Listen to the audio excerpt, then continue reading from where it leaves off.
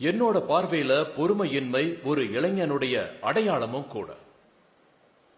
நீங்க பார்த்திருப்பீங்க, ஒருத்தர் வீட்டுல சைக்கிள் இருந்தா அவங்க ஸ்கூட்டர் இருந்தா நல்லா இருக்குன்னு யோசிப்பாங்க. ஸ்கூட்டர் இருந்தா 4 வீலர் இருந்தா நல்லா இருக்குங்கிற ஆசை வரும். இந்த உணர்வு மட்டும் இல்லனா நாளைக்கு சைக்கிளும் கையை விட்டு போயிடும், பரவாயில்ல நம்ம பஸ்ல போய்க்கலாம்னு தோணும். அது வாழ்க்கையே கிடையாது.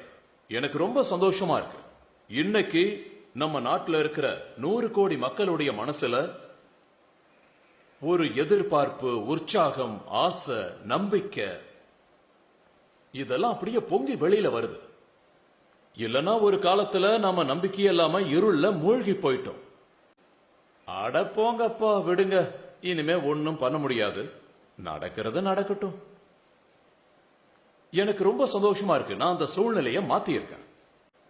மக்கள் என்கிட்ட நிறைய எதிர்பார்க்கிறாங்க. கிடைக்கும்.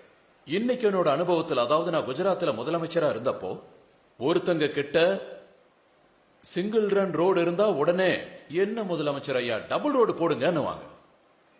டபுள் ரோடு இருந்தா என்ன சார் இது டபுள் ரோடு, பேப்பர் ரோடு இருக்குன்னு வாங்க, பேப்பர் ரோடு போடுங்க.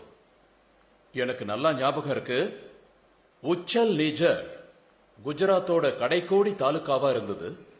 அங்கிருந்து சில டிரைபல் மக்கள் என்னை பார்க்க வந்தாங்க. அவங்க என்கிட்ட பேப்பர் ரோடு வேணும்னு கேட்டாங்க.